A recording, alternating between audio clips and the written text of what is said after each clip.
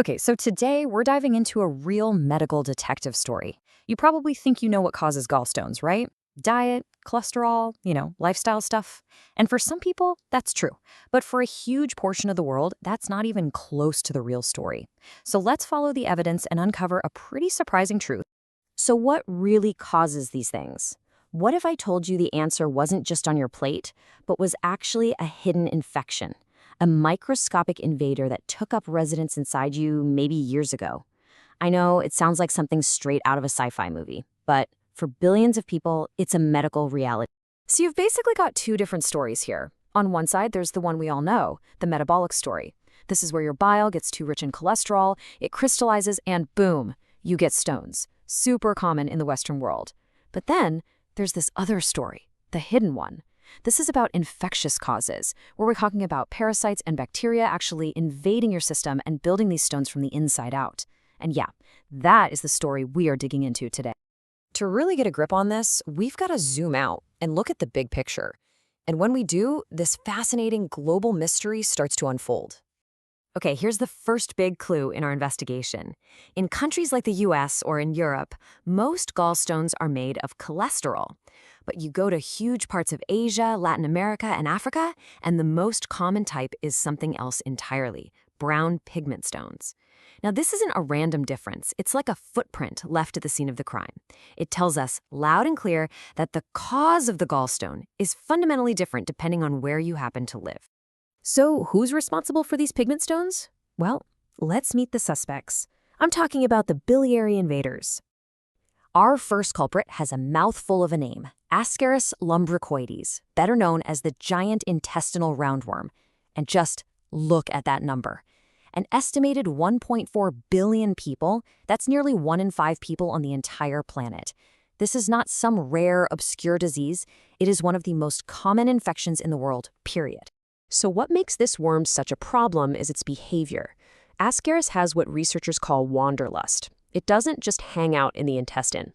Nope, it gets adventurous. It migrates up into the delicate network of tubes that carry bile from your liver. And this thing is not small. It can grow up to 30 centimeters long.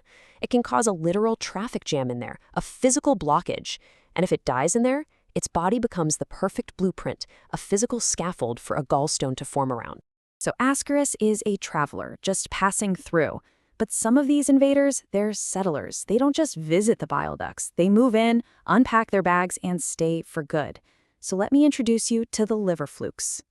You usually get these guys from eating things like raw or undercooked freshwater fish, and they are absolute masters of long-term infection. Get this, they can live inside your bile ducts for up to 30 years. 3 decades. And all that time, their presence causes constant inflammation and damage, which makes the bile stagnate and creates the perfect swampy conditions for stones to form. So let's break this down. You can see our main suspects and their different game plans. You've got Ascaris, the short-term visitor that causes a direct mechanical problem. But then you have the flukes, the long-term residents. They can live in the body for 20, even 30 years, causing chronic inflammation and using their own eggs as the little seed for a pigment stone to grow. Different parasites, different strategies, but the same painful result, gallstones.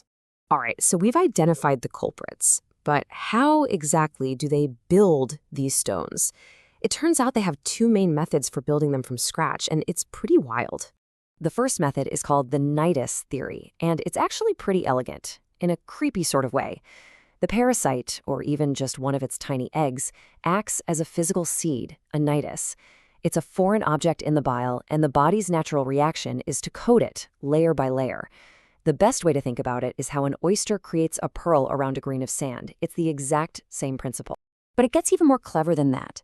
These parasites are also active little chemical factories. First, they release a specific enzyme into your bile. Then, this enzyme finds a waste product called bilirubin and performs a little chemical magic trick, changing it from a form that dissolves into one that doesn't.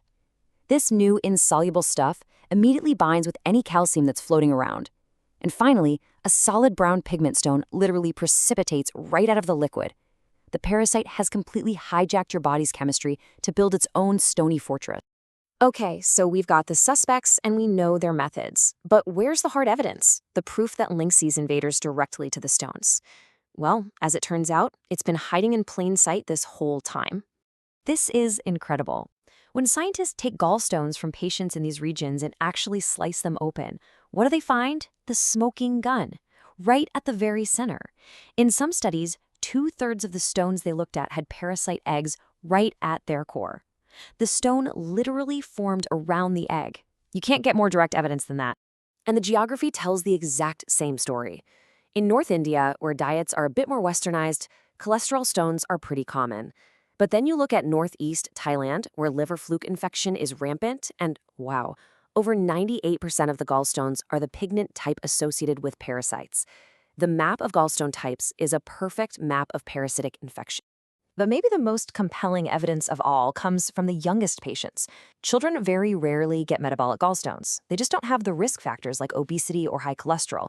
So when a healthy child in one of these areas develops gallstones, the cause is almost always singular, a parasitic infection like Ascaris. It completely isolates the parasite as the one and only culprit.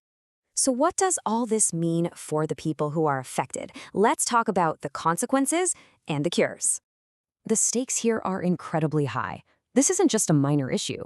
It can cause excruciating pain, recurrent infections with high fevers and jaundice, and even abscesses inside the liver. But the most terrifying risk is the one that develops over time. That chronic inflammation we talked about, the kind caused by liver flukes living in your bile ducts for decades, dramatically increases the risk of a very deadly form of bile duct cancer called cholangiocarcinoma. The risk can be 5 times higher for someone with a chronic infection. The parasite isn't just building stones, it's paving the way for cancer. Because of this, treatment has to be a two-pronged attack. You can't just remove the stones because that doesn't fix the underlying problem. You first have to eliminate the invader, the parasite, with deworming medication. Then you can manage the consequences, the stones and blockages that have already formed, which often require special procedures or even surgery. And this brings us to the ultimate solution. While we can treat individuals, the only real cure is prevention. This entire problem is rooted in public health. Improved sanitation to stop the spread of roundworms, ensuring food is cooked properly to prevent fluke infections, and widespread deworming programs, these are the only ways to solve this on a global scale. So let's end with this question. We're taught to see a gallstone as a disease of lifestyle, a result of our choices. But for billions of people, it's something entirely different. It's a calcified fossil, a permanent stony record of an encounter with a hidden invader.